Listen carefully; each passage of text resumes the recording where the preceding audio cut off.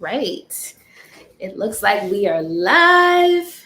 We are live here on February 27th. Another Mummy Monday. Second episode of the third season. Yay! Yes. With Nikki of Intriguing Hair, the queen. No. She is the queen. So we're just going to let some more people come on in for a couple of minutes, kind of banter and talk. So how's your day been, Nikki? My day has been great. It was like a rest day. Mondays are my days off. I just hired someone as an executive assistant. I've been waiting for them to transition to this new role for like 3 weeks, but I'm pretty excited, even though sometimes, like you don't know exactly what you're going to get when you get it, but I just love her work, her craftsmanship, her skill set. So I'm pretty excited about like letting go of a lot of the back end stuff that I have to do on a daily basis. So yeah, super excited about that. Grateful. Okay, exactly. I'm gonna be getting more. I'm trying to live the soft life. Yes, you got to. You gotta relinquish. You gotta relinquish some of that stuff that you're doing to like live in your space. Yeah, you know what I'm saying. Yeah.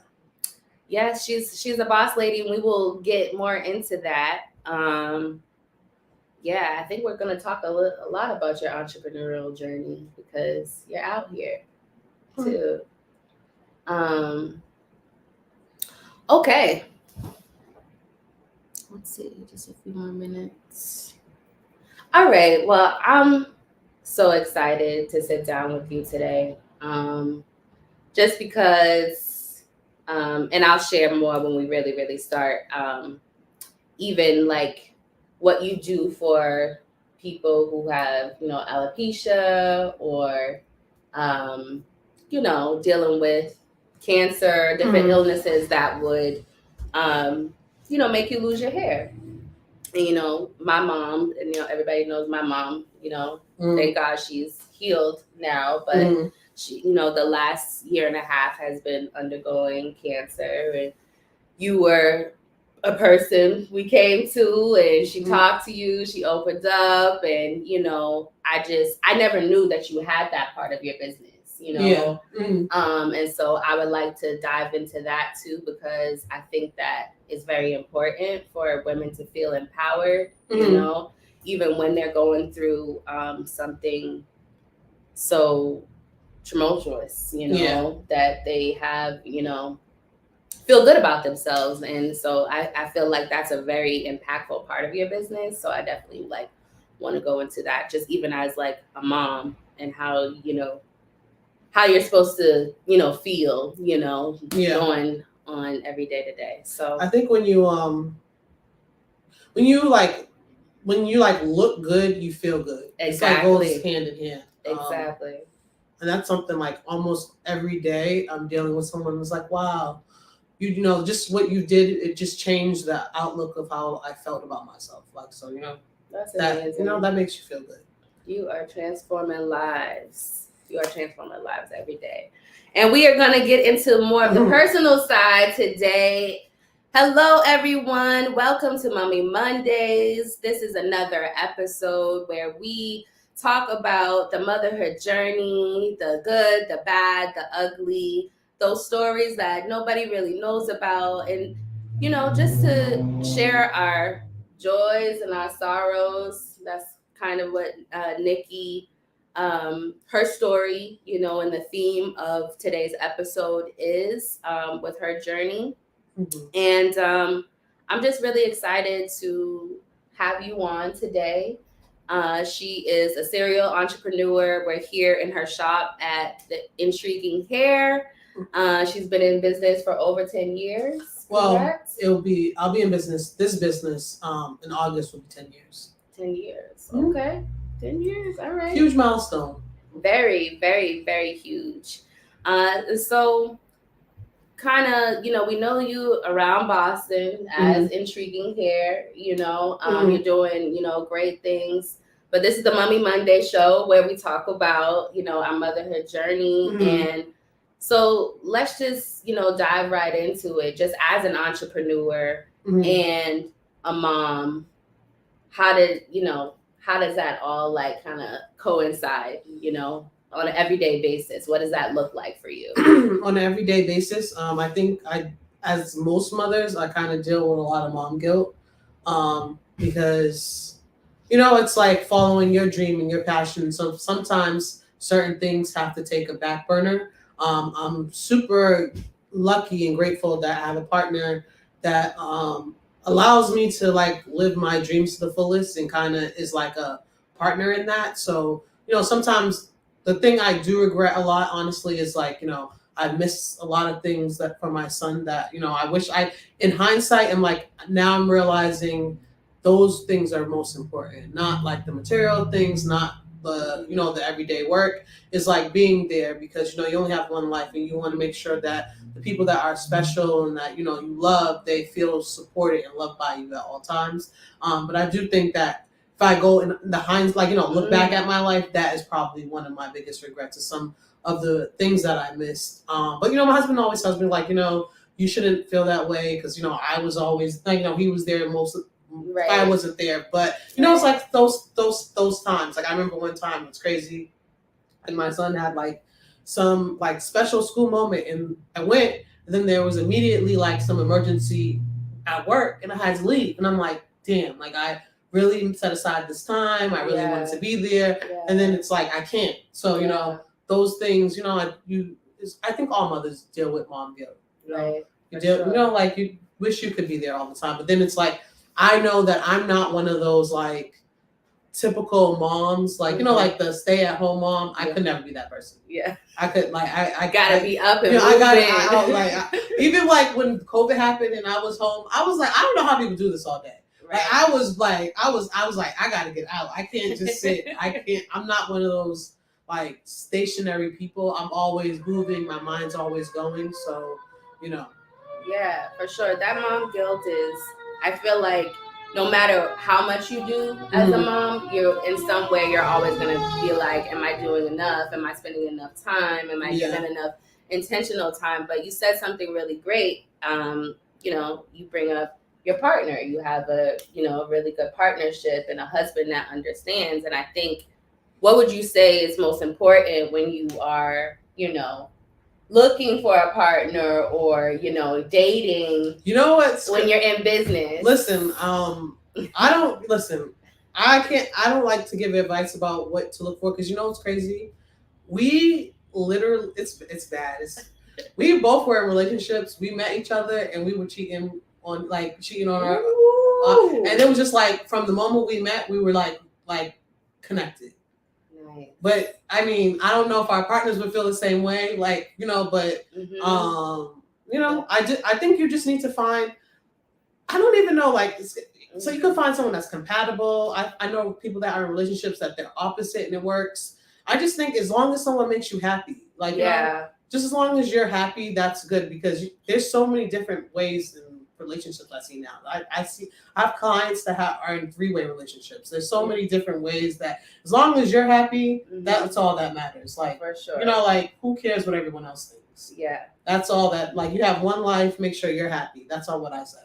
For sure. I love it. Yeah. I love it. I love it. And thank you for your transparency and even how it initially happened. But what I'm really talking about is the support in business. Like you talked about the mom guilt, but he says you shouldn't feel bad because it's like, I got you. You know what I'm saying? And how important is it to have somebody like that when you are a business owner? It's definitely important because, you have to, there's all these sacrifices that you have to make. And someone I really, really love, I look up to, her name's Edith Cooper, and she was like in the C-suite at Goldman Sachs for many years. She's a Black woman.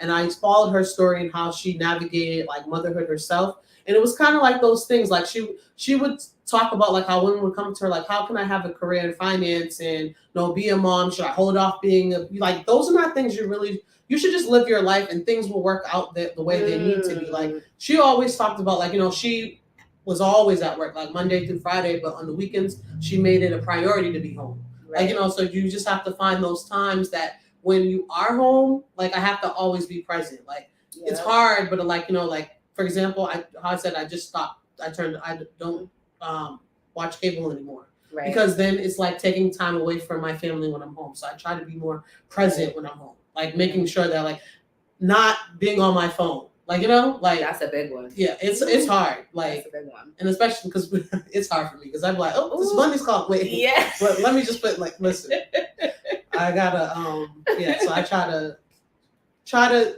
just be present more. Yeah, definitely present more. For sure. So talk about, the people have heard a little bit, if they've tuned in, your promo and, your lovely voiceover, being so vulnerable with us about your story, when you got pregnant. And so can you take us back there a little bit? Yeah, definitely. So I got pregnant when I was 19. And it was with someone that I really wasn't in a relationship with. So interestingly, I mean, like it's crazy, but I remember I was pregnant. We were getting to know each other. We really didn't know each other at all. It was like that, that lust phase, like everything, you're just happy. You don't even, I'm like, I don't even know this person. Like, just happy. Yeah. Just happy. But I'm like, I really don't know this person. And then I was like 4 months pregnant and my mom suddenly passed. And interestingly, he was really like, deeply, like I think he had only met my mom twice. And he was very much like connected with me from that moment. Because, it was very detrimental to me. Like, it was like, I love my mother. And one thing that she always told me, like, she always instilled in me that, like, I'm not always going to be here. Which is like a great thing to always tell your kids because, you never know what can happen in life. But I know I was always prepared for that moment. I didn't think it was going to be so suddenly. Yeah. And then I remember what was crazy too is that, like, so I was in a relationship with someone for a very long time. And then when my mom had passed, like, our families get together and like, oh my God, your boyfriend. I'm like, no, that's not my boyfriend now. Like, like it was like, no, that's not him. Sorry. Yeah. So it was it was a very big transition, like all at once. Yeah. And I think, and I never thought I was gonna be a mom, to be honest. I was never one of those people that like was always like, oh, like I wanted to be around kids. I was more of like a workaholic, more of like always an entrepreneur. I started my first business at 17. Like I was always trying to like think of bigger and better things. So that happening, I was like, what's gonna happen with my life? Not sure where it was gonna go. There was a lot of people. I remember like even like one of my aunts telling me like, your life's over, like, like, and just not even just saying that, but just the look, like, when you really know someone, you can feel like they don't even have to say anything. Yeah, you're like they're like, oh, really? You messed up your life now. Nothing's gonna, like, okay, like, like, so. And how did that feel for you? Like, how did you navigate through those emotions? Because I know just growing. Support is big, especially from family and people that you're close to and have grown up with, So how did you deal with that? I mean, I'm one of those people that like I like to prove people wrong. Yeah. So, and I mean, I don't know if it was. I think it kind of made me like not want to be around those people, and kind of do for myself, which maybe probably wasn't the best thing, but it made me more self-sufficient. But yeah, it definitely was like hurtful, and I was very depressed about it. For a very long time, like for a very long time, like, and I would say probably for like maybe like the first 10 years of my son's life, like it wasn't like there was no opportunity to really go out and have a life. It was more, like work, school, him. Like, it was navigating those three things for a very long time. Yeah. Wow. But you're here now. Yeah, definitely. And you have, when you talked about, proving them wrong, you definitely have. And I think you have surpassed definitely the proven wrong. And how did some of them feel today? How is the support? I mean, I think a lot of Black, honestly, I think a lot of Black families, like, I do feel like the Black family kind of is broken in America. It's like all this trauma that kind of relives itself generation after generation. And even in my own family, my husband's family, there's Right. a lot of tension Yeah. for nothing really, but with y'all? Just in general. Yeah. Just in general. Like, I feel, like just in general. Just in general. It's not as close and connected as I would love to be with my family. I'm not as close and connected as I would love to be with my family. Yeah. Do you think that has to do with the business or? I don't think so. Okay. I personally don't think so, because I feel like there's lots of people in my family that feel the same way as me. Okay. So it's not, it's not just an isolated. I think it's, so. And you just gotta choose. You just gotta choose your people too. Yeah. Like, just because you were born and they're your kin and relatives by blood, you choose your people. Yeah, that's what my husband says all the time. He was like, people think that family is the one that you're born into, but it's really what you create. Exactly. Like, so I have people that I consider family that we're not blood related, but we're just family just based on, just the connection we have in life. Right. For sure. So, when you talk about navigating those three things, like school, work, and your son, what did those days kind of feel like, the ins and outs? And now that you're kind of out of that phase, what would you say to somebody who's like in that phase today? I mean, it was hard. It was definitely hard. I remember, like I've been in sales like for my whole life, like in some type of capacity, selling to people. So it's not a typical work schedule usually, like like how people have like 9 to 5. Right. I never had those type of schedules. My entire the last 20 years, I probably worked on weekends. So I usually work on a Saturday. Maybe I had a Sunday off, or it was pretty difficult. So I remember like sometimes I would go to work, like let's say if it was like I would go to work like 8 to 4:30, then I would go to school from get there. I think school started like 6 to 10. So then I would go home, and then let's say Baron was home all day with our son. Then he'd be like, he wanted a break. Right. And I'm like, I'm tired. Like what the So it was like, we both were navigating being new parents, navigating, trying to figure each other out, trying to, I would say, why I appreciate him so much is because I know that we've been together for almost 18 years, and I know he's made more sacrifices for me than I've made for him. Wow. And I don't know if I would be willing to make those sacrifices for someone, to be honest. How willing would you be to say, hey, social you digital is not going to be around. It's you following his dreams and making that happen. And then maybe once that takes off, then maybe you can do your dream. I don't know if right. So it's very, it's so very hard. So those things I'm really appreciative for, because, he could at any time be like, hell no, I don't want to do it. Right. I remember when I said I wanted to start this business, he kind of was on the fence about it. He was like, I don't know if it's the right time, but he was like, with anything, he might not agree, but I have a way to make it make sense to kind of to help follow what I want to do. Right. But I'm trying now as I'm older to be that way with him, because it's life is about balance, and it can't always give and take. It can't always be what you want. Right. It can't. Life can't always be what you want. You have to sometimes make sacrifices for people. Yeah, for sure.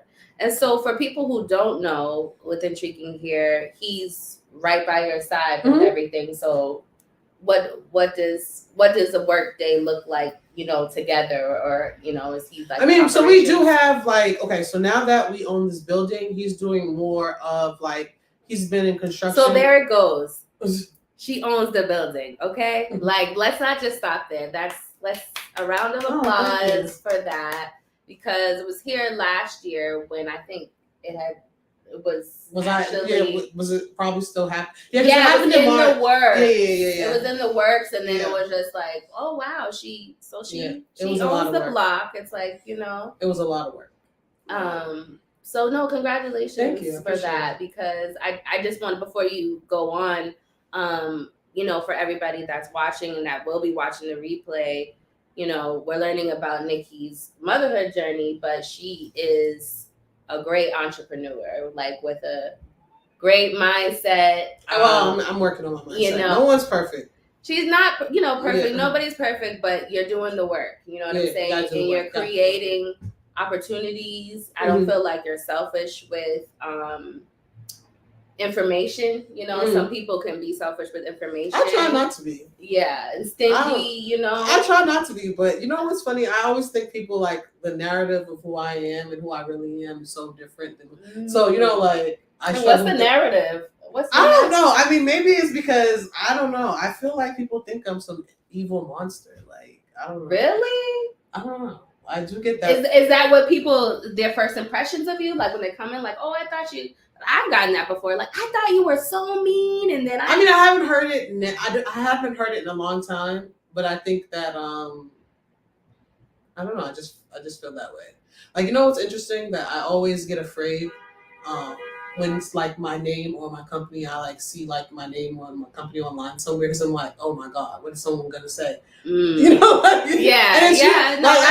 Just recently, it happened, and I was like, and then it was like really great, and I was like, hey, I gotta get out of that, thinking it's gonna always be bad. Right. I mean, it's not always bad, but just like, oh, what is this gonna be? But it reminds me of like someone I know that's in Boston that everyone knows, and it's like people have like opinions about you, maybe based on the interaction they had with you for 2 minutes, right? And then they like go with that narrative, and it's like like sometimes I'm like I'm trying more to be this way, because I can be like kind of like like I'm like a blank stare kind of face person. Like it's like you always gotta have to have a smile on your face. You always, because that could be the first time someone's seeing you, and you don't want them to have a bad impression about you. Right. Right. So, well, no, yeah. I wouldn't be too down on yourself though. You know what I'm saying? Yeah. I really wouldn't. But no, I hear you. Because I feel like we all have that. It's like, oh, somebody's always gonna have something negative to say. You know what I'm saying? Whether it's out there or behind closed doors. Yeah. So we know that. But I don't even know where we was going from there. We were talking about your husband. Yeah. And what you talk about the building and his yeah. day-to-day activities. Yeah, so now he's more on like kind of like property management, and dealing with that aspect, especially in the winter. This is the oldest building in Hyde Park. This was built in like the 1800s. Right. So, it's a lot of issues. Yep. And then with all these snowstorms happening and leaks and stuff like that. So he's not really here on a day-to-day basis as he was before. Yeah. He's kind of dealing with the maintenance and, the tenants and the complaints they have, etc., and fixing that. So yeah. Yeah. And then we also, I'm going to show you when we're done. Well, yes. I might not have the key. We did the renovation upstairs. It's really nice. I was seeing that on Facebook. I saw some clips on the stories. I was just like, okay. It's expensive though. But it costs more than my house to do the renovation upstairs on an apartment. That sounds about right though. Yeah, because everything's so expensive right now. So it's crazy. Yeah. But it came out nice. Like I was kind of like, I don't see the money. I know. I don't see what. I was getting upset. Like I really but now like it's all together. It's like upstairs and downstairs is a 4-bedroom. It's like brand new. It's really nice. Okay. So he was dealing with that too. But yeah. But it seems like he likes.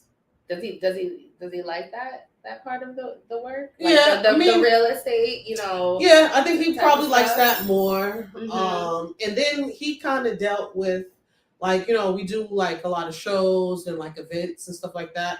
He's really good with stuff like that. Like I'm more of an introvert. He's an extrovert. Yeah. So he likes like that entertainment aspect of everything. Right. And dealing with like our celebrity clients, stuff like that, where I'm just like, I'm more of a down to earth person. Like, I like regular people, things like that. So it kind of balances itself out.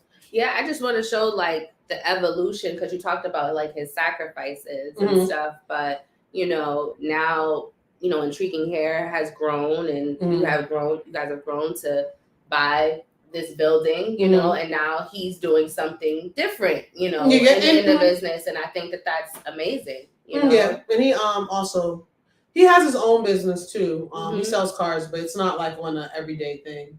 Okay. So yeah.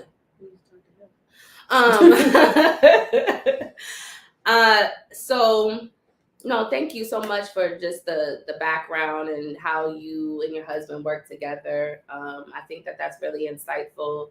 But it wasn't always, it wasn't always happy. Like, yeah. I honestly, so like prior to having this business, I used to always tell people this, like when I used to work with people and they used to like get together with something, like, like coworkers, and I'd be like, don't do that. It's always a recipe for disaster because it's always going to end badly. Like, then you're going to have to be uncomfortable because then, like, just like, it your just home makes life is like into the integrated and life, never ends. So, for a while, I always used to say that. I used to get angry, like, like us being together. But then I'm like, I'm so grateful because I see the other side of like other people that I know that are in business, like their business partner like takes off with the business or like, takes the money and runs. I know that we both have the same end goal. We all want to see our son. We want to leave a legacy for him. So, I know he's not going to really do anything much more, like, really, really hurt me. Right. Whereas, like a different type of partner would. Yeah. So that's what I'm grateful for, but it always is like that. And then me too. He's weird because he can't let things go sometimes. Like, like I can separate business and home. Like I'll just like, we could be really mad at each other. We come in here, I act like it's, he'll be like, so you're not talking to me? Like, don't forget what just happened. I'm like, you don't see this customer right here? Like, you just gonna, okay. Yeah. So you ain't gonna say nothing. All right. Okay. Yeah. So, it seems like every day is kind of like an adventure. Yeah, every day is an adventure. Like, it's never ending adventure. But that makes that keeps y'all both on your toes. It doesn't become like common and mundane. So that's exciting. Yeah. I think entrepreneur life is like, it's not like set. It's like, every day is different. Yeah, every day is different. You could be up, you could be down. It's like a roller coaster. Like, you just, like, life is a roller coaster. It's like, for sure. You just never know, like, what's going to happen tomorrow. Right. Exactly. In the next 5 minutes, you never know what calls and things you're going to get as well, too. So your son now, you said 17 or 18? He's 17. 17 years old. Mm-hmm. And he's a junior in high school. He got his first, I got him his first coach. Well, he has coaches like sports coaches, but he has his first, like personal development coach. That's awesome. It's a Black woman, and basically she helps kids get into their dream school. And his dream school was Harvard. And she went to Harvard. She works at Harvard. And it's interesting because I'm like, life is funny because the universe never, like, universe always provides and gives you what you need. And I'm like, it's like she's like an older version of him. Like, it's weird. Like, they have the same taste. Like, he's about to go to Spain next month. And she's like, I lived in Spain before. And I'm like, oh. Like, they have the same type of, like, hobbies and things. Like, things that I'm like, what are they talking about? I'm confused. But, right. yeah. But that's dope. Like, a coach, some teenagers aren't even thinking about that. Like, most people don't really think about a coach, like, if you're not in business until, like, I don't know, late 20s, like early 30s. No, you can get a coach for everything, to be honest. Like, even your therapist can be like, kind of like, right. We all need personal development. And it's best, honestly, to start young because a lot of your, like, beliefs and things you think about yourself happen, like, at a really young age. Like, you get all these, like, things about your, like, like, by the time you're, like, 5 and 6, those things you think are really, like, you don't, like, you think these are real. And if you don't realize that they're not, you'll live with them. And it, like continues to bring trauma up, like, different places and aspects when you have relationships with people. So, I'm still healing from things that from 5-6 years old that I'm 38 still going, like. Exactly. So. It never, if it's, never leaves a memory, it never does how it made you feel, really. Yeah. You know what I'm saying? Yeah, you still live with it. Like, those things, like, you just live with them for a long time. Yeah. So I think it's helpful to have someone, that can, just be a sounding board sometimes. Like, right. Especially someone that's done it before. I always coaching, like mentors, things like that. Everyone needs them. Right. Yes. I'm big on that. Yeah, I know you're big on that. No, I'm super big on that. Like, I know. Because I'm just like this is what I always do. Like, I'm like, it's better to talk to someone that's done what you or been where you want to go. They have made all the mistakes already. They have the blueprint. You, like, even though the timing could be different, or it might not be exactly the same way, but they can give you insight to things that you're not even thinking about. Like, so many times I'm like, oh, really? Wow, I didn't even think about that before. Especially two of my best mentors, both of them are really big on mindset. Like, your mindset holds you back from a lot of things. Like, like, I think for a long time I had like a negative thing. Like, how I just said that about how, like, I feel like people like always gonna say it could, like, and it's probably not even true. But I just like, it's that's so like normal. Negative self-talk. Yeah, so I have to kind of unlearn those things. Yeah. Well, you're doing a good job. Yeah, I'm trying to. You're doing a good job. And how did the coach come about? For your son, did he seek that out, or did you kind of? I sought that out. Yeah. But I love that. No, but I kind of like try to. I don't want to push anything on him that he doesn't want. Yeah. So it was like kind of like I think this would be really good for you. That's one of his biggest things. He always wanted to go to Harvard. So I'm like, and it's very, it's very competitive. Like, I think only like 10% of people that apply get in. So I just wanted to make sure he had the best chance and opportunity to make it happen. I believe with a mother like you, he definitely will.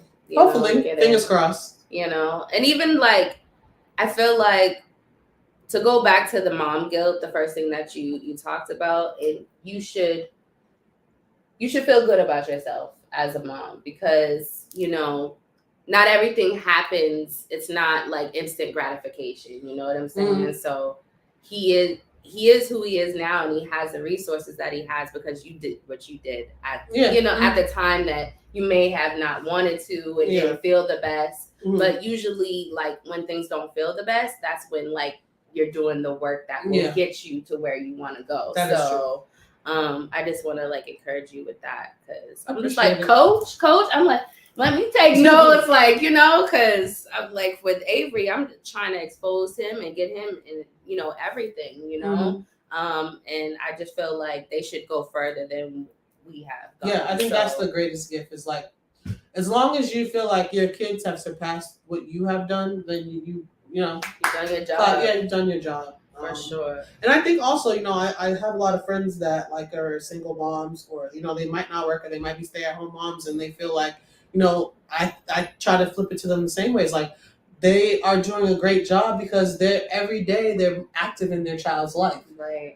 They've made the sacrifice to be there for their kids before their own happiness and the things that they want, the dreams that they want. So sometimes they put their dreams to the side to be there for their child, like, actively. So that deserves a round of applause. Like, for sure. So for sure. And I feel, you're sacrificing something as well too. Mm-hmm. And I know, like, for the first year, I was kind of, first like 2 years, I was really there with Avery. You know what I'm saying? And I always heard stories from moms like, I didn't really have that much time at home. Yeah. And even though I didn't want the time at home, I'm like, I need to work. But I see it in hindsight as a really, really good thing, because we was able to really establish a great bond. Mm-hmm. I was able to learn things about him. He was able to learn things about me. And the time was really needed, because I was never one of those people where I like loved kids either. Or I thought that I was going to be a mother at the time that I was. Mm-hmm. And I thank God that I am, but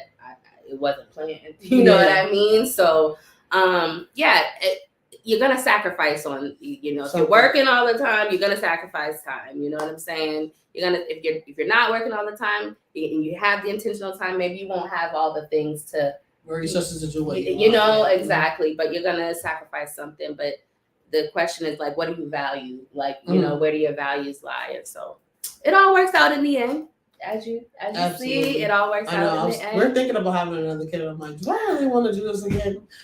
And everyone's telling me, don't do it. I'm like, I'm about to be free. Yeah. Just to do it all over again. I don't know. maybe it's it's a new season, new minds, new mindset. You establish some things. Yeah. But I hear you too, because people be like, "Oh, when are you gonna?" I'm like, a decade later. He's gonna be 9 this year, but might as well say 10. Pregnancy is a year. 9 months to a year. Yeah. So, but that's not bad though. Yeah. Like one of my siblings were like 10 years apart. Okay. We're pretty close. Like it's like it depends. Like I think eventually you guys get close. Like once the ages kind of make like they're 20, you're 30, like or 30, 40, like it kind of makes for sure. And then you gotta live in babysitter, so. For sure. I really wanna get your. Well, let's go back into the mentorship. You're big on mentorship. Why is mentorship so important? And when did you find out, like on your journey, that mentorship was so important? I think I've always had mentors. I maybe not have known exactly what that role was, but like how I said, like I always have been in like sales. And even what's so crazy, because I was like trying to think about a while, like not recently, I was like, like what really put the bug in my ear for entrepreneurship? And I remember it's crazy. I would say they were kind of mentors, but like because what is a mentor? Someone that you look up to that gives you advice about like what you're doing, and right. And they give you advice based on their own experiences, etc. They might introduce you to people in their network to help you, things like that. So I think I always have mentors. It's great, like even at a young age, like even like people I've always like seen people, and I always like seen what value they had, like like right. Even in like different aspects. I was like, it was crazy because when I grew up in Roxbury. And this building I lived in, like everybody was doing all these bad things. There was people selling drugs. There was people doing pimping. There was boosters. There was like everybody was doing something crazy. Yep. But I'm like, and then there was this old guy that used to live in the building, and he would go buy jewelry in New York, like fake jewelry, and sell it in down Dudley. And like this is what sparked my idea. Like I need some money. Like what can I do? And I was. But I was like, I'm not going to be like a schemer. I'm going to be like, tell people like, hey, so my first business was selling like replica handbags, but they obviously knew it was fake, whereas he was like just trying to sell them it was real. And, right. No, but I got a lot of business advice from him. Like just like where to go to like source my products, things like that. Right. But then I also, like you can also look at someone and see the things that they do bad, and you can take that in as like this is what I'm not gonna do. Like it was very important. Like I think as a young person looking at a lot of people like in my neighborhood and around surrounding, it was like I thought that like why don't I do it like opposite of them? Like live with integrity, do things like differently, so where I'm not getting like people aren't always trying to find me, beat me up, like right. Yeah. So yeah. So I think those were like my like first mentors. As I like got a little bit older, there were a few people that I would say that really helped me. Like when I was 19, I worked at Verizon, and I was making like over 6 figures, like a lot of money. And 2 people at 19. 2 people Go ahead, there. girl. See, I told you she's a boss. Come on. Well, I mean, I always I apply the knowledge that I receive from people, and there was someone that really took a liking to me, and I really like kind of emulated who they were.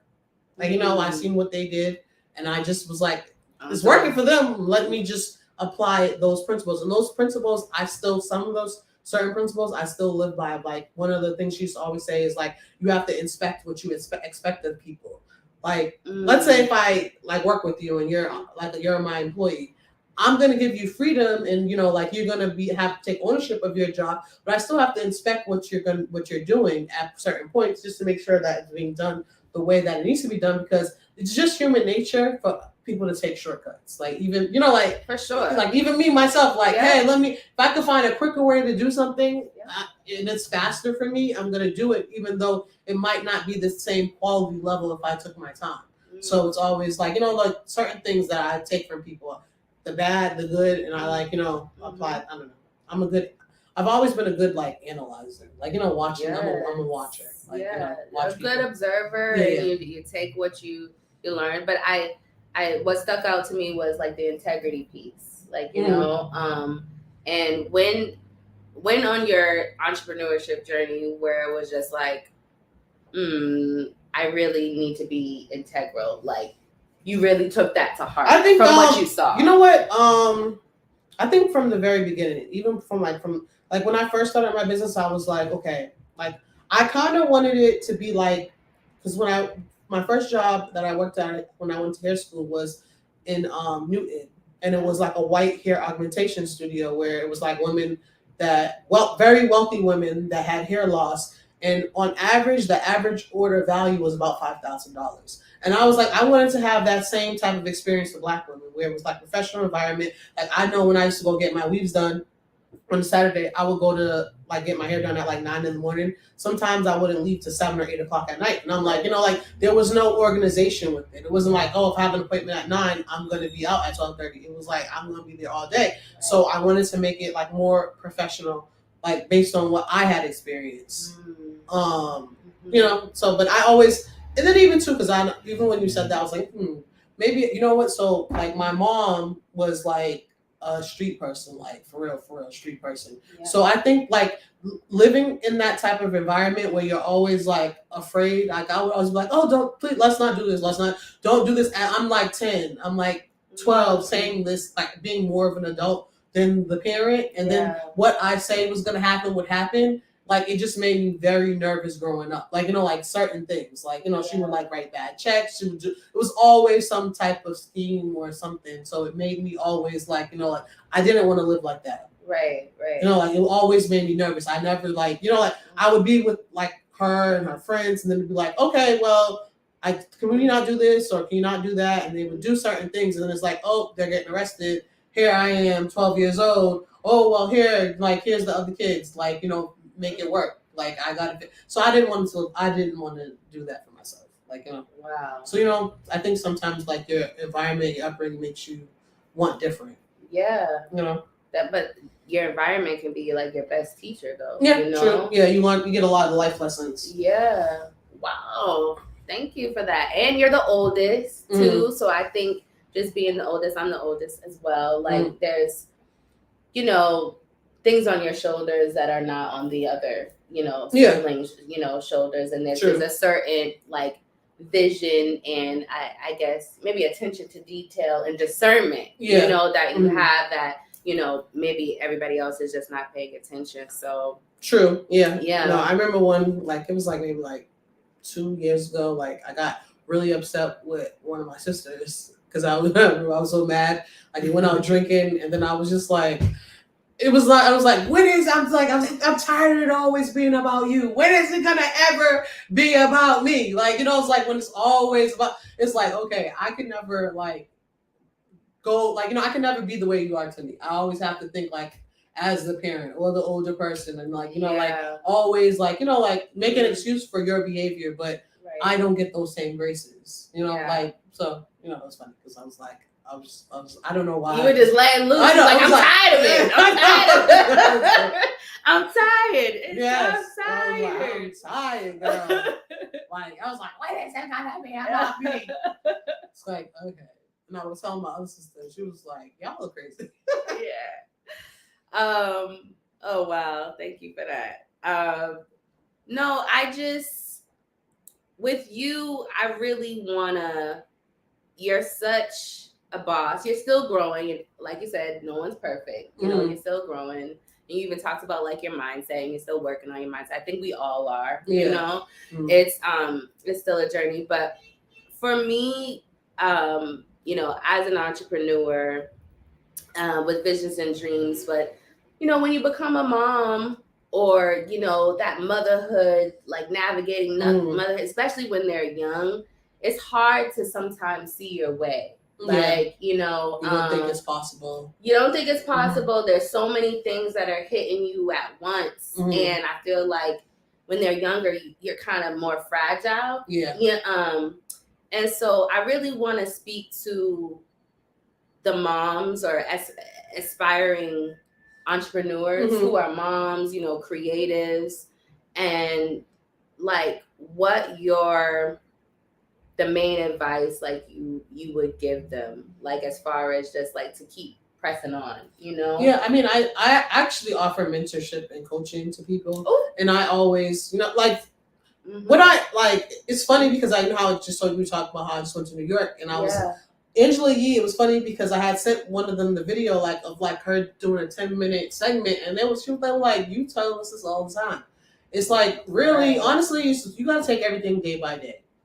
Like, if you improve yourself 1%, just 1%, you might not think like, you know, like, let's say everyone has breaking points and times where they need to have mental health breaks. No one's perfect. Like, there's so many things. Like, even this year, that was like in the first quarter, I wanted to make sure I had my Medicare certification. I know right now at this date it's impossible, but that was like my main goal. But I'm not going to harp on it. You know, as long as you're making progress, and you know you have goals written out, then you maybe put a timeline to it, and you work on that every day. Because you know, so crazy. I'm talking to one of the people I mentor. I was like, there's so many things I've accomplished that there are moments, if I really go back in time, I wouldn't even think were possible. Right. You know? Yeah. Like, so you wouldn't even think those things were possible. Like, absolutely, would it be possible for someone that had, like, you know, I had literally no parents growing up. I was literally lived in poverty. These things are kind of impossible. Like, I wouldn't even see how could it happen. It was just basically taking everything day by day, working towards a goal day by day. You know, sometimes you just really, because even Angela, you were saying this is how I kind of just started it. I had no business plan. I mean, I do think that you do need a business plan so that you don't make mistakes. Like, there's mistakes I made, very like costly mistakes that I didn't have to make. But you just start somewhere. Yeah. And there's so many resources, especially in Boston, like, you know, like Family Innovation Lab. Right. There's so many accelerator programs, pre-accelerator programs. Right now, I think with George Floyd, all these corporations, they want to have every corporation, Chase, Bank of America, Citizens Bank, any large, Pepsi, Comcast, Verizon, they all have these programs now where they want to give back, especially to Black individuals, especially to women individuals. Right. So there's so many resources, there's so many grants out there. You just have to go and do the work. Like, you know, just have to go and ask people and Google them and just do the work. So I tell my clients all the time that I mentor is like, you know what separates everyone from like, is that most people aren't going to put in the work. You just put in the work and, you know, just. I saw your Facebook status recently about that. You're like, I know why people are not successful in business. They rather sleep in, and like she was speaking the truth. Yeah, speaking the truth, and we need to hear the truth. So social. I'm just reading some of the comments. Social glue media queens, queen chairs, having queen conversations. Ooh, yes, definitely. Yes, it's so cushiony. It's so lovely in here. Yeah. Definitely come down to intriguing hair. It's a vibe. Yeah, no, because even Angela was saying that. She was like, you know how she left the Breakfast Club. Now she has her own nationally syndicated show, and she was like, it's more right now about you got to make sacrifices because like, you know, people were asking us, well, how do I start? I'm not you. She's like, you think I started off as Angela Yee? No. Right. Like, I didn't start off as Angela Yee. I had to put in the work. She was like, she said, I knew what I did well. I knew that I was a good writer. The first job I got on radio is I wrote a letter asking for like an internship.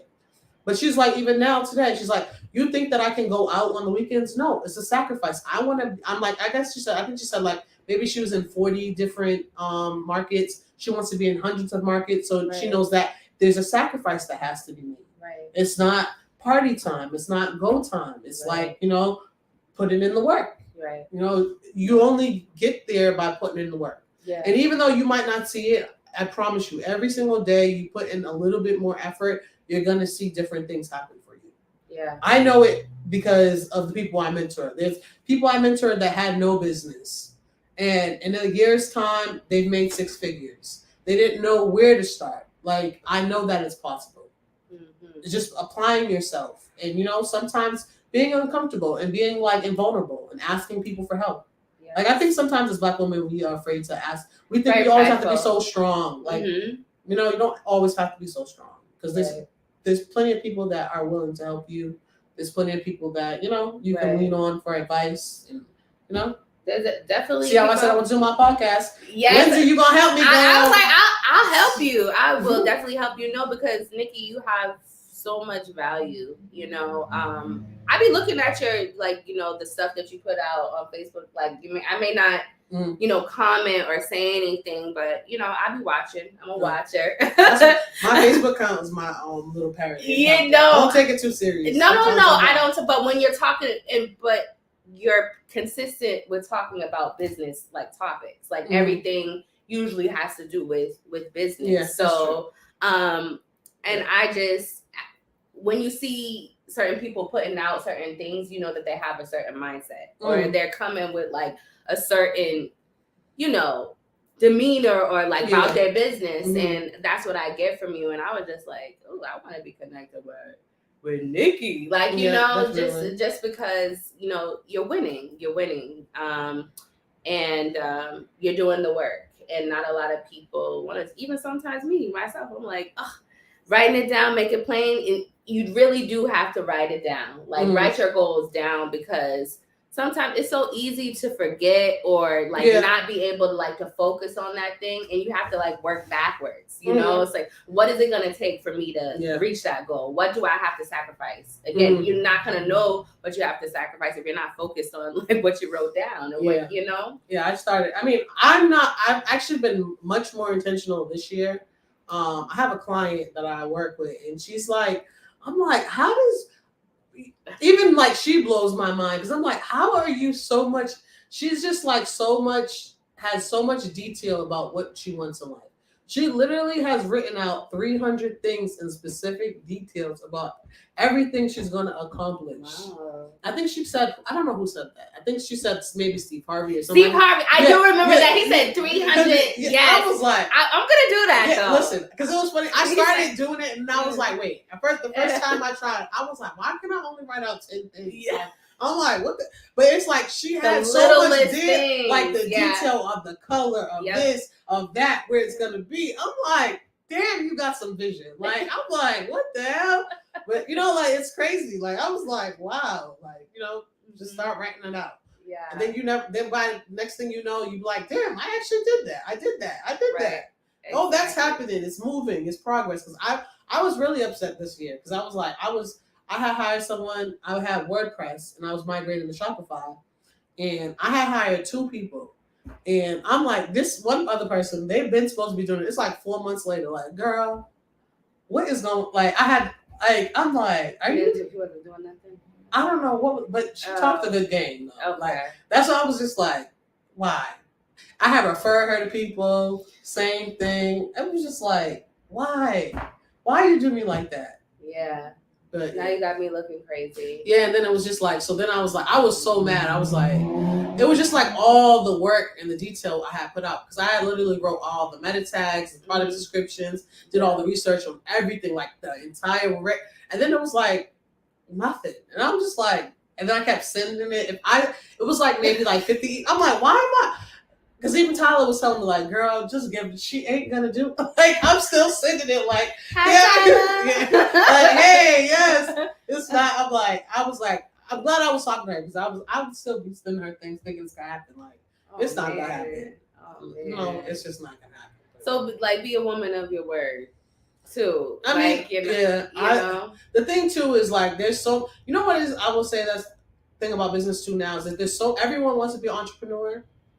Now, there's so many more entrepreneurs and people doing business than ever before. But if you do it right, you actually stand out. I make sure, let's say someone, whatever it is, I don't try, very rarely have I ever canceled an appointment. And if I had to, I make sure I have something lined up for the person. Right. I make sure, what you have to follow through with people, so that they just know that it's not you're BSing them. If I say that I'm going to have this at a certain time, and it's done at that, it sets you apart. Yes. You know, and I haven't, like, I'm getting back more now because this year I was like, I'm going to be more out and like take more opportunities. But like for the 2 years, I did no marketing at all. And it was just basically my existing customer base and word of mouth. And it's based on, you know, just following through. Right. Following through. Follow through. Follow through. A lot of people don't, you know? Yeah. You know how that angers me. Like, I'm like, why I gotta keep harassing you to give you money? You know how that happens to me a lot. Like, if I wanted to like get my like a facial or something, I contact the person, you know, then contact them again. Yeah. Then it's like, okay, why am I keep contacting you? Right. I will say too, no, there are a lot of people and, you know, businesses that do that too, but I would say for people who maybe are just starting or they're not as confident, or, you know, they might look at you, somebody who's established, you know, of course you want to go higher and grow, but for somebody who's a little bit behind, just like they're looking at you like, wow, she's really successful. And, you know, we talk about those negative thoughts and like what we're thinking that other people, people go through that. Like, you know, like, I'm just going to back down and before they even try, you know? But there's benefits to everything. Like, you know what's, like, when you're the new person in town, it's something new. Yeah. People want to try it out. That is actually a benefit. There's positives to everything. Like, people, you know, some people, when someone's like into something, like, you know, like I'm in the hair extension business, the hair industry. I know people that are addicted to buying hair. Like, there are people that are addicted to certain things. They just want to try it out because it's the new thing in town. Like, that in itself can bring you business. Just being the newer thing, not like people want to see what's going on over there. Right. Oh, there's a new business, Park 54. It's a prime example. They just opened up a couple.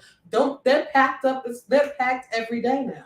Because why? Like, what's going on? It's new. Let me see what's going on. Right. And then if you got it set up right, and you don't have to be perfect. Everyone understands when you're new, everything's not gonna work the way it's supposed to work. But you know, some people sometimes when they're newer, you can kind of get people on price. Like, you know, like your price is gonna be lower. And I always say people buy off of two things. They buy off of price or quality. Which one? So price, you might get a lot more quantity, whereas quality, you get less, but you know, you're getting more at once. Right. So I think people buy off of those two things. So there's so many ways. I wouldn't deter yourself to be, you know, like, it can't happen. There's every day, like social media shows us every day, there's new people coming out. Look at Pinky Cole with her business. Right, the stash. Every day there's new entrepreneurs coming out and they're making a way for themselves. Parfait, they're like a year old. They raised $5 million for their hair extension company. Serena Williams invested in them. They just had they differentiated themselves. That's another thing too. It's like you have to figure out a way. What is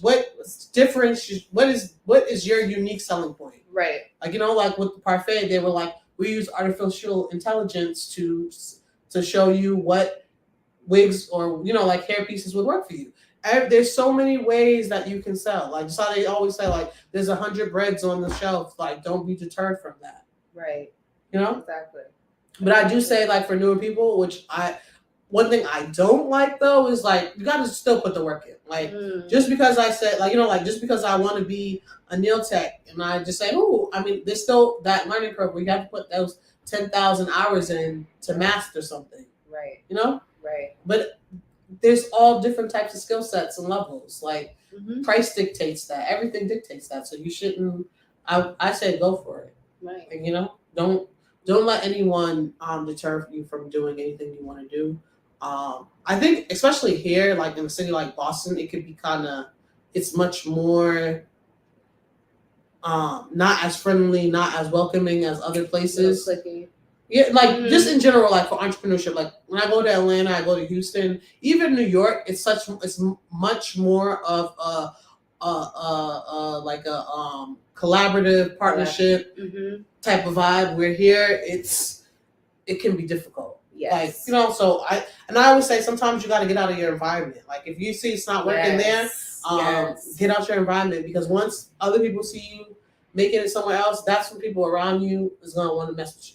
Exactly. You know, it's weird. That's how it always goes. I know. I'm like, when you're right there, they don't appreciate you, but when you go somewhere else, it's like, oh, but it was right there. Yeah, like it's weird. Like that's how the world works. That's like everything. Life. Yeah. That's like life. Business and life. Yeah. What is it? We've talked a lot about mentorship. And I know there will be a mom out there that's like, oh wow, like how do I go about, being a mentee of Nikki, or so how do you go about your mentorship, and what are you looking for in a mentee? I mean, I think it's a connection. Sometimes it's like, someone might want a mentor and I would want to mentor them, and it's just not a good connection. Like, our schedules don't align. Like it's all about like, like how we connect, because I always want to bring value to somebody. But anybody that like comes to me and they want mentorship, and depending on the level that they're at, I always have a resource for them. Like, or I send them somewhere that I think that could be probably more helpful than me. So if you ever reach it, like I'm such a person, if someone reaches out to me and I figure out what they really need, or like they might not even know what they need, right? I might send them somewhere else. Like it just depends. Because like if I don't know everything, and I don't know, like, depending on the industry you're in. But usually, people just reach out to me and then we go from there. Like I might just help them, whatever. Or someone refers somebody to me. I refer people to people all the time.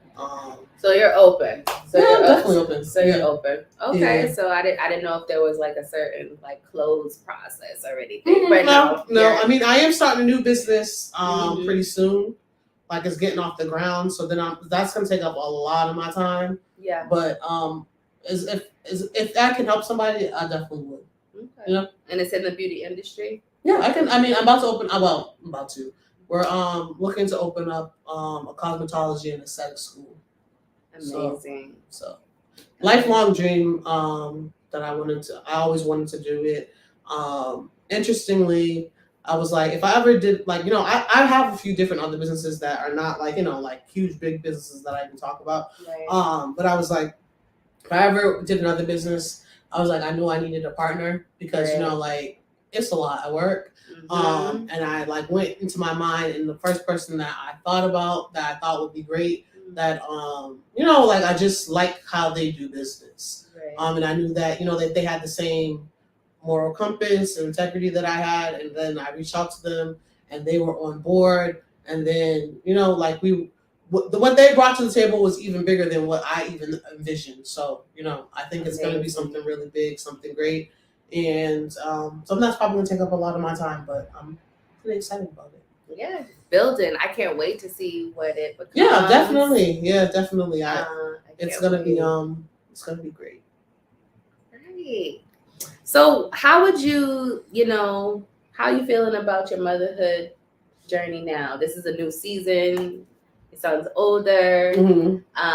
You are seasoned in business, still building, happy in your partnership. I mean, we had a really bad hiccup recently.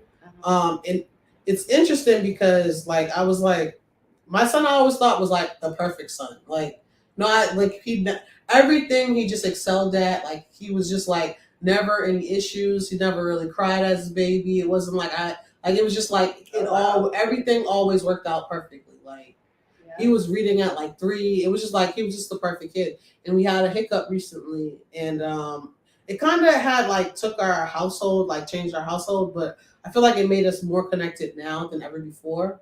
And I just think that people like no matter the age of your children, they still want to be connected to you. For sure.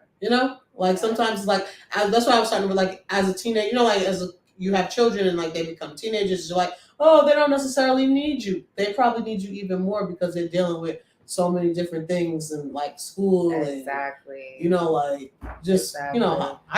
I was even thinking about when I was even thinking about like me going back to, I'm like, oh, like there's so many, and it's such like a really vital time for them, like in their development emotionally too. They're dealing with peers, different relationships, And I think since COVID, it's been very hard for like children in general. Yeah. Like COVID, like messed children up. Like, like they were isolated, now getting reintegrated again, and like just missing certain things, and like the whole world stopped. Yeah.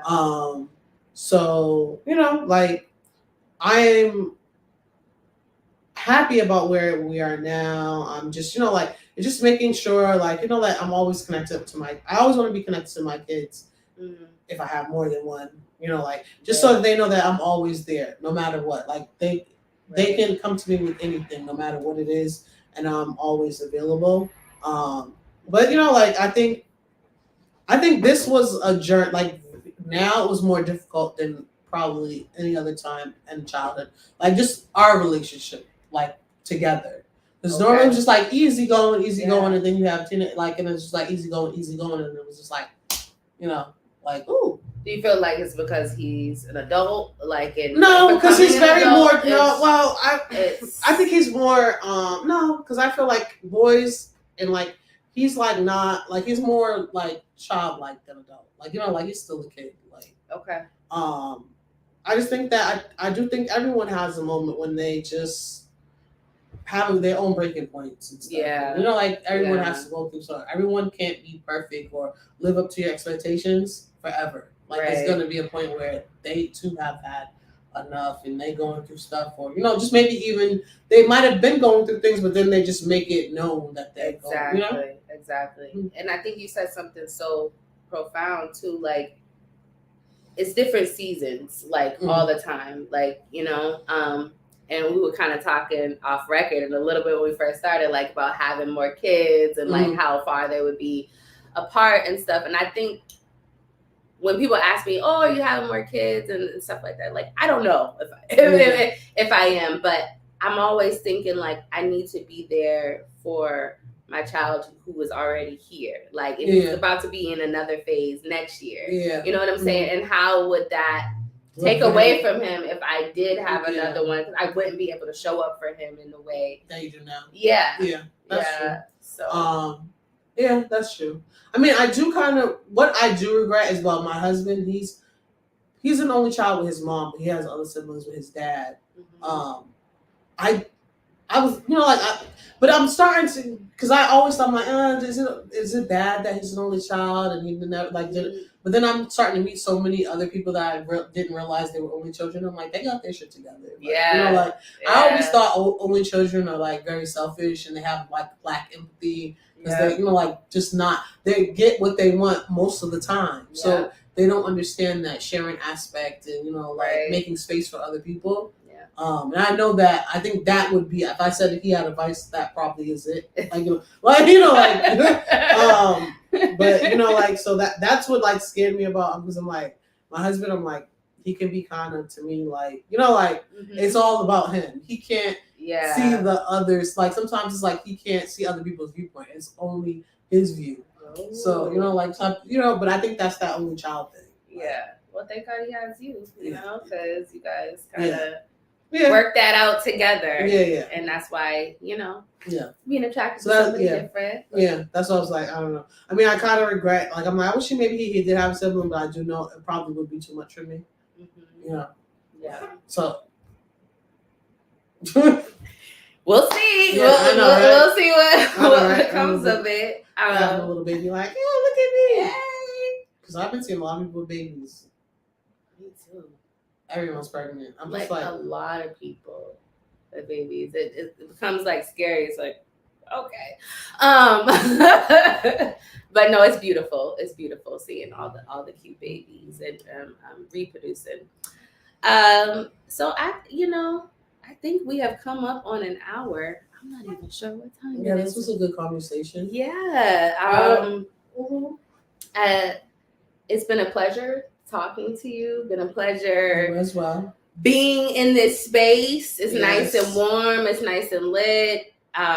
With the lighting and everything. Very comfortable in the queen chairs, like Social Glue said. So just to kind of close out, any advice any advice for moms?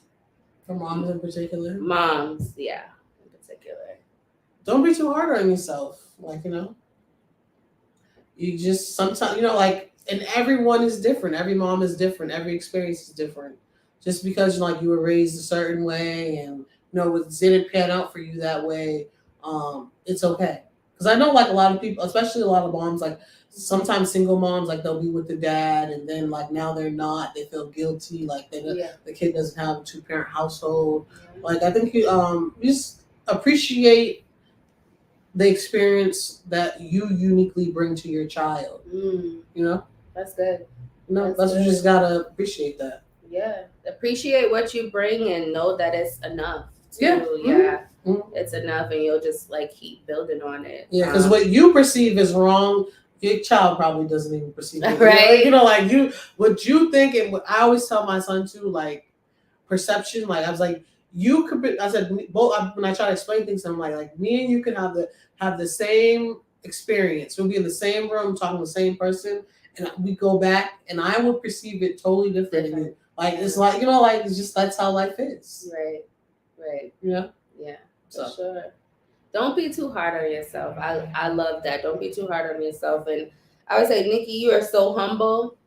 And I know that you're gonna reach higher heights, probably surpass than what you even imagined, because of your humility. The people that you worked with, some of your clients. Mm-hmm. You talked a lot about Angela Yee, but wasn't that the Shopify? Weren't you invited to that? Mm-hmm, yeah. Okay, so let's talk a little bit about that, because we talked about Angela Yee was the guest speaker. She, I didn't even know she had so many different businesses, but she's a Shopify merchant. But yeah, Shopify invited me out to New York, and it was a pretty great experience. There was a lot of people there. Yeah. A lot of Black. It was basically Shopify has this place in Soho. It's specifically for Black-owned businesses. Wow. It's called Build Black with Shopify. And it was really great. I met a lot of different people. It was funny because it was I met this esthetician that's from Massachusetts, and she actually was the first person that gave. It was like a domino effect. Yeah. She gave Angela Yee. She was like, I just want to put it put it out there. If I give you my stuff, can you post it on your story? Oh, wow. No, but I'm like, you know what? You gotta shoot your shot. You gotta do it. You gotta shoot your shot. And then literally after that, it was a domino effect. Everybody did the same thing. I was like, okay. Well, somebody got to be able to do it, right? I'm like, listen, she ain't posting all this stuff. I'm sorry. And then it's so crazy because I was thinking, because I went to a Black History event. Mm-hmm. And I met all these different Black-owned businesses, and I was like, wow. I met this person that had Eppies, and they're in American Food Basket, and I just loved how their sales presentation was. It was funny because they were selling. I'm like, they was it's gonna make you feel good. It's gonna change your mood. It's when you're feeling bad. And my husband was like, ain't this a seasoning? I was like, wait, all in how you sell it. It is. I was like, yeah. I was like, I'm buying it just because of how they sell it. Yeah. Then this guy, he had this wine. It was what was it called? Jamal's Dessert, something like that. When I tell you this wine was so good, and then I lost his card, and then I googled the business name, and I couldn't find it on social media nowhere. And I'm like, damn, I really want to post him and post his but I lost the card. Yeah. So I've been thinking about that because Angela said to the person don't have any expectations when you go into it. If you could just be pleasantly surprised. Right. But I'm like, so many times people give you things and you really want to post it, but then you lose something, or you're like, damn. Yeah. But I'm telling you, this wine was really good. I gotta find this. Is it Jamal something? Yeah, Jamal. I'm gonna post the actual wine bottle on my story, but I lost his card. I'm like, why he don't got social media? He was older, but that wine was so good. Yeah. I'm not even. Social media, it is, but a benefit in business. Yeah, but it was Shaw's had they would have different events at for Black History Month, and so there was so many different Black vendors, and it was really nice to see so many, and a lot of them were brand new. Yeah. When it's just the start. That's how it started. When I started this company, I started out of the trunk of my car, and I hate saying that because it reminds me of Master P when he says it.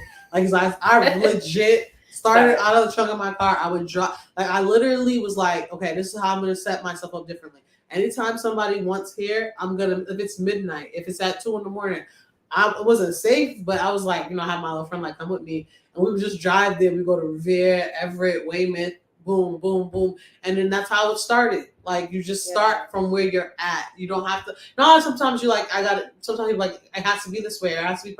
Just start. You gotta start where you're at because it'll never be. It'll never be. And then you know what? My advice too is that don't always depend on your friends and family. Those aren't your customers. Someone like good. The people that you don't know are your biggest support. They don't know you. They have no perception about you. They have no opinions about you. They don't know you from anywhere. They're gonna be more supportive than like a person you know. Like Jim, that's usually how it is. And then once the people that you know see other people supporting you, then they're gonna want to support you. That's how it works. That's just how it works. That's life. So if you're starting a business, don't look. You don't. For the closest people to you, because you're gonna be highly disappointed. Very disappointed. And maybe it's not even that. Because it's like some people, especially in the Black community, they want to see proof of concept. They want to see that it's already a viable. Like they want to wait till like everybody. Until everybody else believes. Yeah. For them to believe, wholeheartedly believe. Yeah, because I remember one time it was funny to me. I was cracking up laughing because I was working with Maya for a little bit. Yeah. And I reposted the video on my Facebook. Yeah. And like some of my family like, oh, I gotta go down there now. Like, girl, what? I've been doing this for years. Like really? Okay. Like, okay. Thank you. Now Maya said it. Now you gotta come down here, girl. Like, what? Gotta love our people. Like, I was like, listen. Right. But you know how people do. Yes. Mm-hmm. But speaking of, that's what I'm saying. You've had Maya. I was working with Maya. Mm-hmm. She was really nice. Like, she actually changed my mind. Honestly, sometimes I don't like working with celebrities because it's like they have this, like when they say fame is the like worst drug on earth, it is. It's like when you're constantly given things you don't know how. Like they're really not down to earth. Like it's just. Right. But she was so like she changed my mindset about a lot of celebrities. She was like literally very, very sweet, very humble. Like always was posting me, tagging me, sending me customers. Like that's just amazing. Like very, very like she's literally like if I could be a perfect person, I would be like Maya, like vegan, like very into like just everything natural. Yeah, very natural, very just like a nice, beautiful person inside and out. But a lot of these celebrities, especially like reality stars, I feel like what's weird is like I say the Z list, D list, like the higher the celebrity, the more humble they are. Like I worked with I did some work with Gwyneth Paltrow, and I was so nervous because I'm like, oh, she was like had an Oscar. Yep. Like she was the sweetest person, but then like a reality star on like Love and Hip Hop was like wanting to beat your ass, like okay, you went through that? Oh girl, these people crazy. These people are really like real life crazy. It was one time. It was funny. I met one person. I'm not gonna say who they are, but I met them, and then like it was crazy. They wanted to fight all types of stuff. Not even me. They were just trying to fight other people. But then I seen them later on in life, and I didn't even think like because people are different. Right. And she was like, "Oh, I'm sorry about how I treated you." I'm like, so you are aware of how crazy you are? Like in my head, but she's like, yeah, now I'm on, I don't know what she said. Like, I'm on Xanax now to control myself. I'm like, okay. Okay. But all those years passed and you still remember. I know, but how you must have intentionally. I know, but people are like that. Like, but you know what I noticed about people too? I know we're getting to it, but this is real too. They could have more than you. Mm-hmm. Fame, whatever, that known notoriety, all this stuff, but they can see something in you, and they could be envious of it, and then maliciously treat you a certain way, and that's why she probably knew, because she probably. Because people don't realize this is that I'm now realizing this, like, those things like material possessions don't really mean anything. Peace of mind is much more expensive than. Like when someone has peace of mind and pure happiness, you can't buy that. Nope. So that makes people angry. People get normal people get angry when you see other people happy. And just like, I was telling one of my clients, like I was so like, she was like, I wanted to take a video of her because she looked so nice, but she was afraid. She didn't want me to post her. And she's like, I don't want people to say anything negative. And I was like, nobody's going to say anything negative. What are you talking about?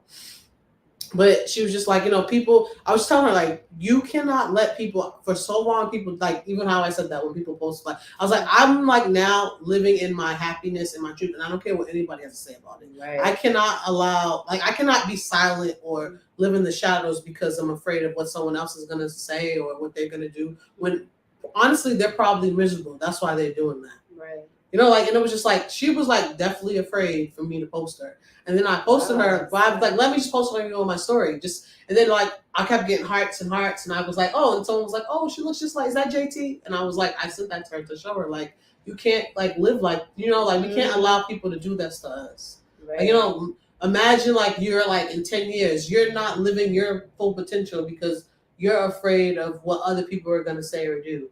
Because when you look at the people, like, and you go in the comments on social media, those are the people, they got nothing but time. And they're probably 10. Like, they're probably not even grown people. Like, they're probably 10-year-olds doing that. Making you not want to live your life to the fullest. Like, yeah. I was like, I'm not doing that. Like, 2023, I'm not, like, silencing myself or being incomplete or living in the shadows based on what someone else thinks, are going to say. Yep. Because they're going to keep saying it anyways. Saying it anyway, and even when you think they're not, and they're all on they're saying it then too. So and then they come around sometimes, like people that like, but they're like, when you see them in person, they're so happy for you. Like, okay, right? You gotta take people with a grain of salt. Yeah. Like, however they present themselves that day, that's what. Hey, you want to be good? Okay. You don't want to say, okay, I'm still good. I still got my peace of mind. So. It's been great, yes. Nikki. I know that we could have a whole part. I know we can keep part doing two. I was like, can I stay on here? Yeah. So you did, Yes. No, but this is not the last time that I'm gonna have you on for sure. Mm-hmm. We're gonna have some, some other like roundtable conversations. Yeah. I really do appreciate what you do. I remember when I first met you and I. And I listened to your podcast and I was like, wow, it was really powerful. The conversations you were having. I remember it was weird. Like, so I was like, I'm not an emotional person. So I was like, what's going on there? Like, what they doing? And then I went outside and I was listening to this young girl talk about like just how it like made her think about herself. And I was like, wow, that's so crazy. Like, you never know the impact you have on people by just being authentically yourself. Oh, a young girl was saying that.